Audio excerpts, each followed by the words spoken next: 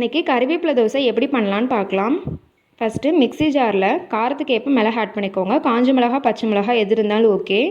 இப்போ இதோட இஞ்சி 2 துண்டு அளவுக்கு ஆட் பண்ணிக்கலாம்.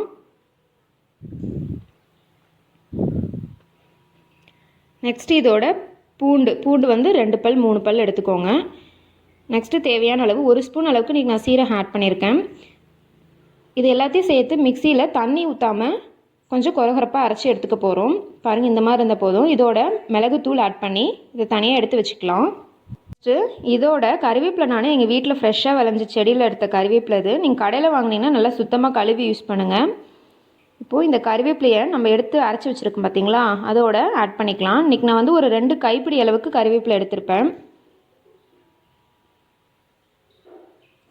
இப்போது இந்த கருவேப்பிலையை ஃபஸ்ட்டு இதில் போட்டுட்டு தண்ணி ஊற்றாமல் இதையும் நம்ம நெக்ஸ்ட்டு அரைச்சி எடுத்துக்க போகிறோம்.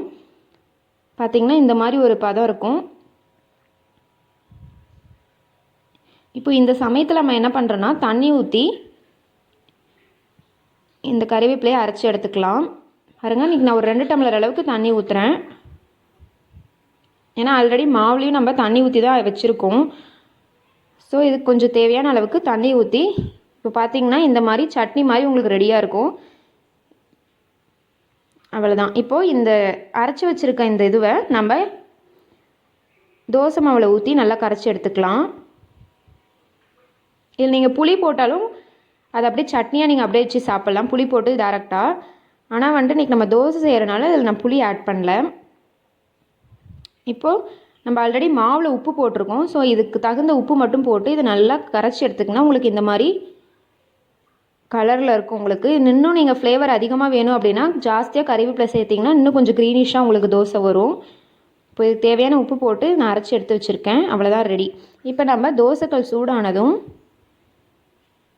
இந்த மாவு ஊற்றி எடுத்துட வேண்டிதான். பாருங்கள், அவ்வளோதான். இது ரொம்ப ஹெல்த்தி.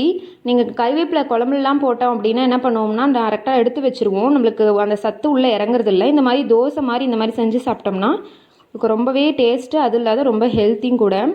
இதோட நான் மேலே அப்படியே நெய் லைட்டாக ஆட் பண்ணியிருக்கேன்.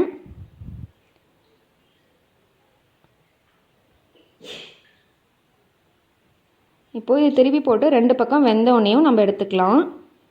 பாருங்கள், வெந்துருச்சு. அவ்வளோதாங்க, ரெடி. இதே மாதிரி நீங்கள் கேரட் பீட்ரூட் எது இருந்தாலும் நீங்கள் இந்த மாதிரி செய்யலாம்.